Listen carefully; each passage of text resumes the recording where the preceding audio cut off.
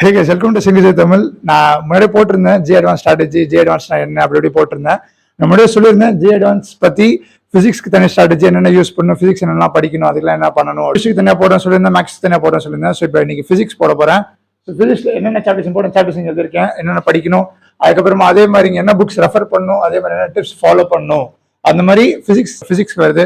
முதல்ல ஃபிசிக்ஸ் அப்படின்னு வந்தாலே ஃபிலிம்னு ப்ராப்ளம் சொல்லுவீங்களா, என்னென்ன சாப்டர்ஸ் முதல்ல இம்பார்ட்டன்ட் கேட்பாங்க, வெயிட்டேஜ் சாப்டர்ஸ் அப்படி பார்க்கும்போது நான் வந்துட்டு இந்த எல்லா சாப்டர்ஸும் கடைசி 2 years 3 yearsலாம் கிடையாது, கடைசியா 10 years அந்த அனாலிசிஸ்ல கொண்டு வந்திருக்கேன். என்னென்ன இம்பார்ட்டன்ட் சாப்டர்ஸ் நம்ம படிச்சா ஈஸியா மார்க் வாங்கலாம் அதிகமா, முதல்ல இந்த சாப்டர்ஸ் படிச்சுட்டு அதுக்கப்புறம் இம்பார்ட்டன்ஸ் சாப்டர்ஸ். ஸோ முதல்ல பாத்தீங்கன்னா நான் இங்க ஸ்டார் போட்டு தனியாக எழுதியிருக்கேன் மாடர்ன் பிசிக்ஸ்ன்ட்டு.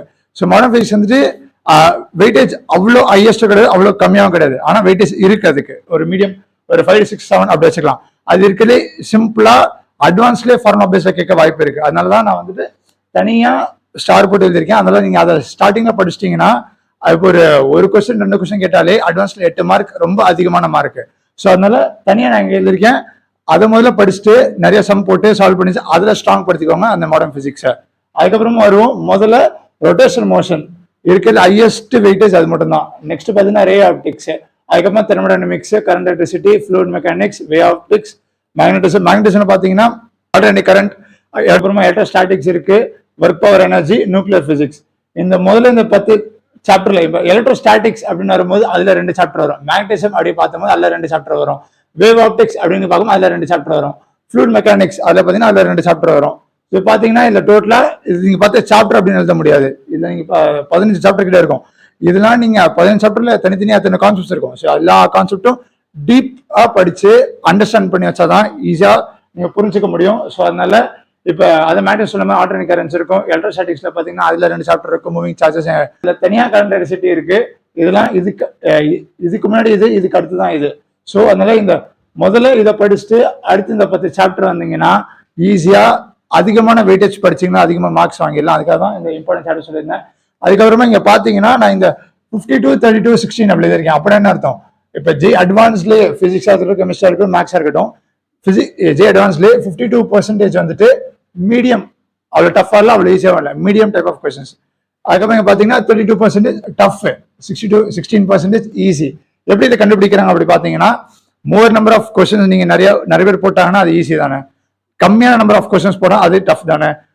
அப்படியே அப்ராக்சிமேட்டா நம்ம அனலைஸ் பண்ணும்போது எவ்வளவு பேர் போட்டிருக்காங்க எவ்வளவு பேர் போடல அது மாதிரி பார்க்கும்போது 52% வந்துட்டு மீடியம். ஸோ புரிஞ்சுதா? அதனாலதான் ஸோ அந்த மாதிரி அனாலிசிஸ்ல பாத்தீங்கன்னா ஆஃப் ஆஃப் தி பேப்பர் வந்துட்டு மீடியம் தான். ஸோ ஈஸியா நீங்களும் சால்வ் பண்ணிக்கலாம். புரிஞ்சுதா?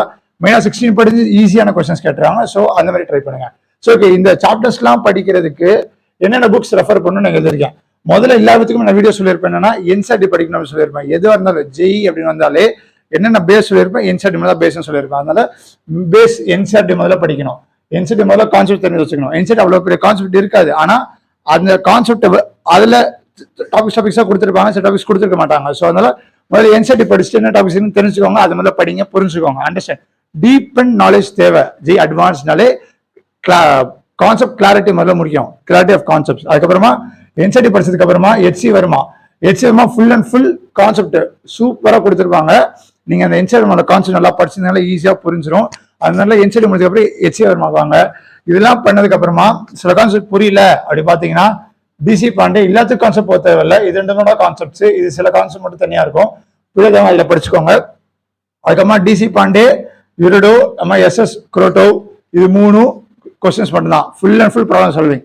இதுக்கப்புறமா இதுக்கெல்லாம் முன்னாடி நீங்க வந்து பிஐக்யூஸ் போடணும். பிஐக்யூஸ் போட்டீங்கன்னா உங்களுக்கு எப்படிப்பட்ட கொஸ்டின்ஸ் கேட்டிருக்காங்க, ஃபார்மேட் எப்படி நீங்க ஃபெமிலியர் ஆவீங்க. புரிஞ்சுதா? அதனால முதல்ல பிஐக்யூஸ் போட்டு எப்படி கேட்டிருக்காங்க கொஞ்சம் தெரிஞ்சுக்கிட்டு எந்த மாதிரி கொஸ்டின் சாப்டர்ஸ் படிச்சுனா நீங்க படிச்சிருப்பீங்க. அதுக்கப்புறமா உங்களுக்கே தெரியும் எது மீடியம், எது டஃப், எது ஈஸின்ட்டு. அதுக்கப்புறமா பிஐக்யூஸ் போட்டு இதை 2 படிச்சுட்டு பிஐக்யூஸ் போட்டு அதுக்கப்புறமா இந்த 3 புக் எடுத்துட்டு கொஸ்டின்ஸ் போட ஆரம்பிங்க. ஸோ இப்போ பாத்தீங்கன்னா டிப்ஸ் எப்படி சொல்றது, எப்படி படிக்கணும், இந்த ஸ்டடி ஸ்ட்ராட்டஜி எப்படி இருக்கும். ஸோ ஸ்டடி ஸ்ட்ராட்டஜி வரும்போது முதல்ல familiar with the format. So எப்படி கேட்டிருக்காங்க அதான் நான் சொன்னேன், முதல்ல பிஐக்யூஸ் போடுங்கன்னு சொல்லியிருந்தேன். அதே மாதிரி பிஐக்யூஸ் போடுங்க. பிஐக்யூஸ் போட்டதுக்கு அப்புறமா தான் அப்பதான் உங்களுக்கு புரியும் எப்படி கேட்டிருக்காங்க, ஃபார்மேட் எப்படி இருக்கு உங்களுக்கு தெரியும். நெக்ஸ்ட் பாத்தீங்கன்னா டெய்லி கோல் செட் பண்ணும்.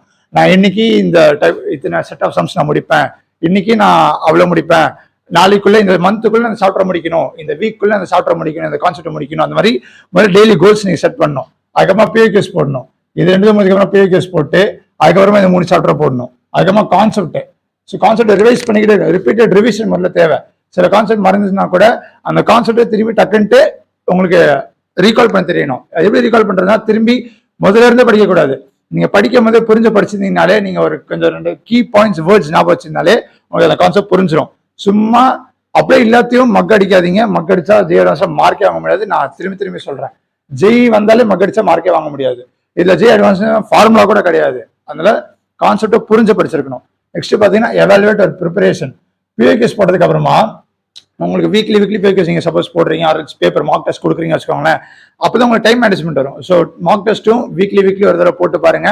டைம் எப்படி மேனேஜ் பண்ண உங்களுக்கே தெரியும். ஸோ எந்த சப்ஜெக்ட் ஸ்டார்ட் பண்ணா ஃபர்ஸ்ட் முடிக்கலாம் அது மாதிரி உங்களுக்கு தெரியும். ஸோ இப்போ பார்த்தீங்கன்னா எவாலுவேட் ஒரு ப்ரிப்பரேஷன். ஸோ ப்ரிப்பரேஷன் எவாலுவேட் பண்றதுதான் முதல்ல நீங்க வந்துட்டு படிச்சிருப்பீங்க, சம்ஸ் போடுங்க பியூகேஸ். அந்த இப்போ சப்போஸ் தெர்மோடைனமிக்ஸ் அதோட பியூகேஸ் போட்டிருப்பீங்க, திரும்பி படிச்சுட்டு பியூகேஸே வரலன்னா அந்த மாதிரி எவாலுவேட் பண்ணணும். ஓகே, எனக்கு இந்த ஒரு 2-3 கான்செப்ட் நீங்க படிக்கிறீங்க, ஒரு கான்செப்ட் வருது, ஒரு கான்செப்ட் உங்களுக்கு சம்மந்த வரல, அந்த மாதிரி யோசிச்சு வராத கான்செப்டை திரும்பி கான்செப்ட் போய் பார்த்து படிச்சு புரிஞ்சு திரும்பி அந்த சம்ம எப்படி சால்வ் பண்றது பாருங்க.